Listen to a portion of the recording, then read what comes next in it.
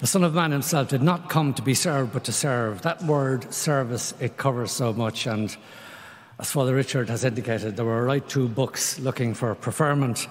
I suppose it goes to show that it takes all sorts. I feel honoured and, yes, more than a little intimidated to be standing in such a special place in this very beautiful and very blessed basilica. But I said I would, to be honest, in large part, because I knew that three of my friends and colleagues, Carol Coleman, Marty Morrissey and Brian Dobson, had done so before, and they lived to tell the tale. And I suppose when I thought about the three of us and the fact that we all work in what's generally called public service broadcasting, I did feel a link to today's theme, the gift of service. And while the public might recognise that they're being served by those coming across on the airwaves, there is so much more that has to be done in the background to make things happen. Some of the people who were never in studio stand out for me for their service to others. One man who always raised my spirits in the morning was the uniformed security man at the barrier with his little salute and his big smile, one of the New Irish, and it made me want to do a little bit better. Similarly, back when I used to work on Sundays, there was a chef in the canteen, a real dub, if ever you met one. And this guy took huge pride in delivering the perfect fried egg. And he always engaged in a little bit of banter before throwing in a few mushrooms on the side. That cheerful service provided by those guys, it went way beyond any job description. And similarly, I have to say, the researchers and producers who prepared me for the programs I presented often also went far beyond the call of duty. I would never be able to thank them enough for the countless mistakes they preempted or gaps they filled, often with minutes or sometimes even a few seconds to spare. They saved me from myself more often than I care to remember. Indeed, the longer my career went on, the more acutely aware I became of how much I relied or needed to rely on others to make me sound and look good, or at least plausible. One example that would come to mind was the day that David Bowie died. His death was a big, breaking story, close to air, and I knew nothing about him being more of a Christy Moore or a Sean Kane man, other than that he was a singer. But I didn't have to worry. The team got together all I needed to make sure I could appear knowledgeable when I was interviewing the guests and asking the questions. Similarly with books and their authors, my researchers' briefs would often make it seem like I'd read an entire book before a morning interview, when in fact my insightful, informed, subtle questions were due to their generosity and skill and long hours. Sometimes I did have time to read the books, but frequently I didn't, and the great compliment was if the author said, "God, you really read that book," and you knew the story but didn't admit it. I've no idea what many of those colleagues believed, but when I look back, I think the actions and behaviours involved should be second nature to those of us who like to call ourselves Christian. And if I were to distinguish briefly between simply doing something and giving it that little bit extra, doing it with that sense of service, I would say that perhaps the difference is this, that acts of Christian service come with a sense of love and generosity. That service comes from the heart. I've been in Tallaght Hospital a lot recently, visiting my eldest brother, Lorcan. He's been in and out of there now for 10 years, and with cancer. He's fighting the good fight. He's surrounded by love and service, aside from his wife and children, who are incredibly gentle and attentive. The kindness of the carers, the nurses, the doctors, and the other staff, it's palpable. And you can see it in their smiles, the efforts to make him comfortable, the encouragement to eat a little bit.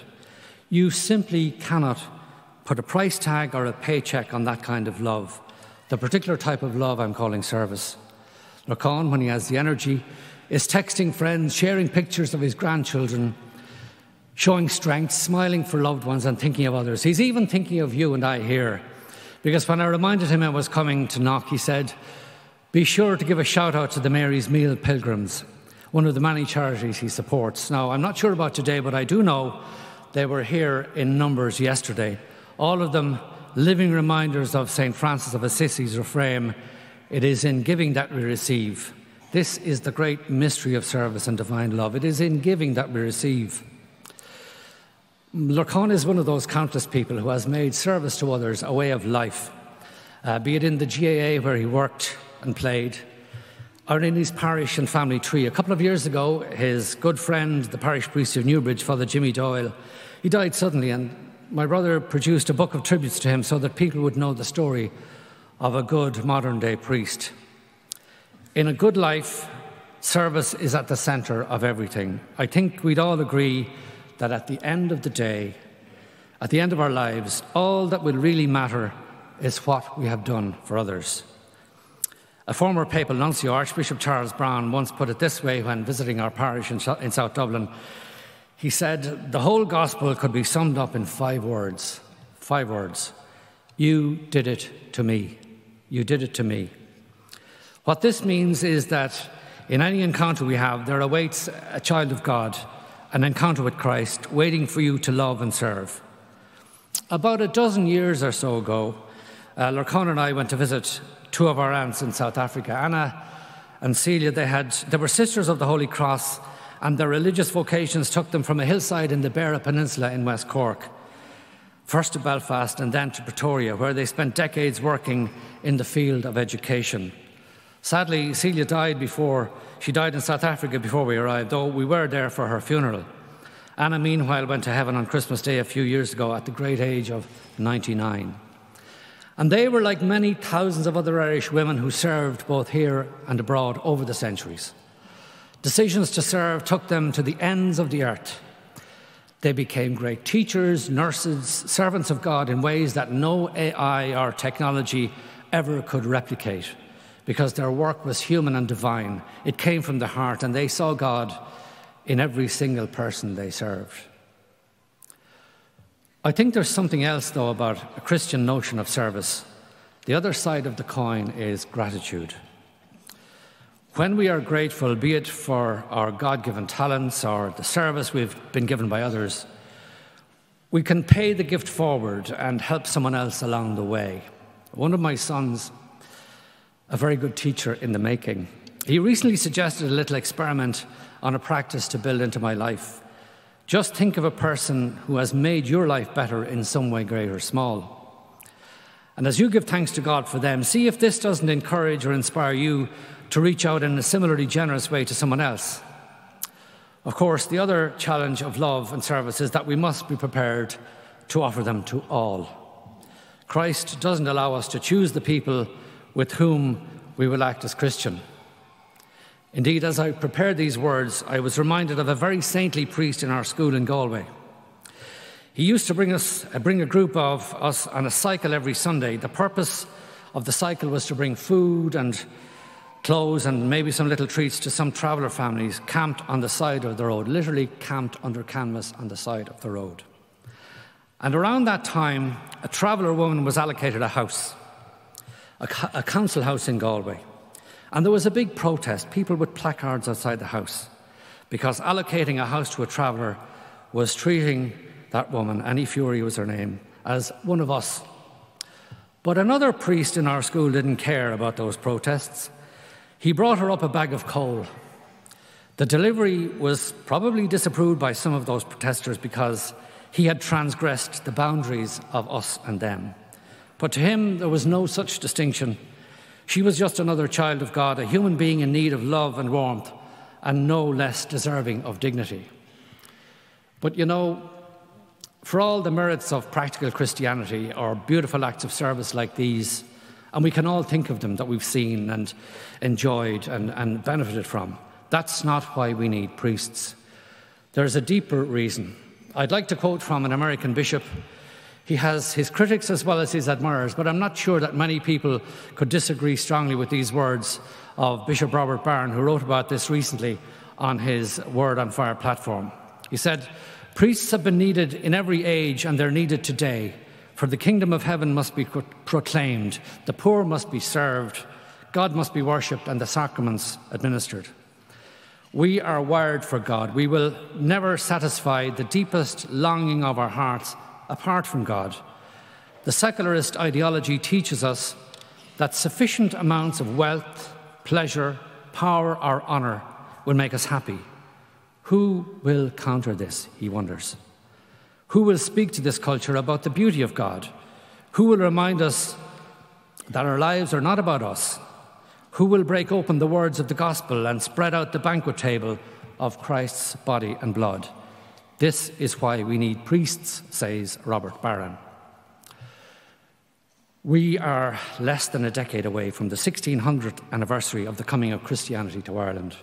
And the way things look now, there mightn't be that many priests actively around to help with the celebrations. So it's not surprising, I suppose, that the bishops have called on us to pray for vocations, especially diocesan vocations. Otherwise, we won't be far away from trying to survive as a priestless church, at least in the Western world. Now, yes, we are all too painfully aware of priests who, by their crimes and the misguided and irresponsible behaviour of their superiors, have ruined the lives of many.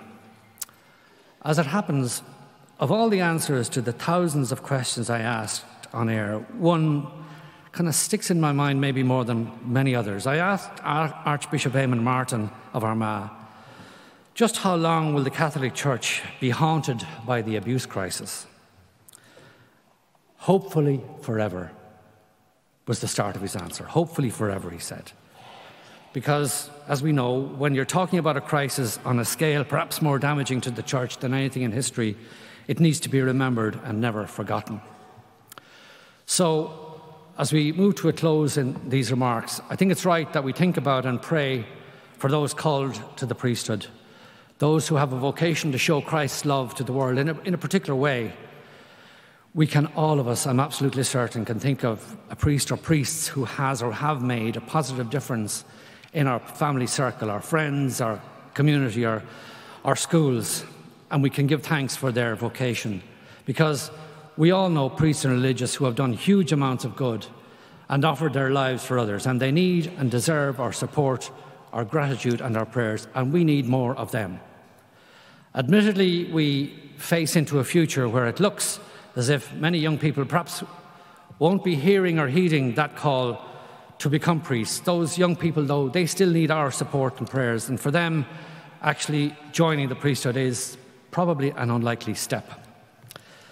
But somebody was reminding me that maybe we can still leave here today wondering how we can remind them of the message which is at the heart of the life of every good priest and indeed of every good Christian. Perhaps we could summon up or work up the courage to invite them to go the extra mile, be it with their teammates, their siblings, the people in their class, and to become more loving, more compassionate and more generous than ever they thought possible. And if we can do that, we can guarantee them that a life spent in service will be full of adventure, for they'll never know where our God of love will lead, and more often than not, it'll lead them to people and places beyond their wildest dreams. And if each one of us could inspire the young people around us to really believe in that lovely line of St. Francis, it is in giving that we receive, then we would be delivering to them a true act of service. Thank you, and God bless you, and safe home.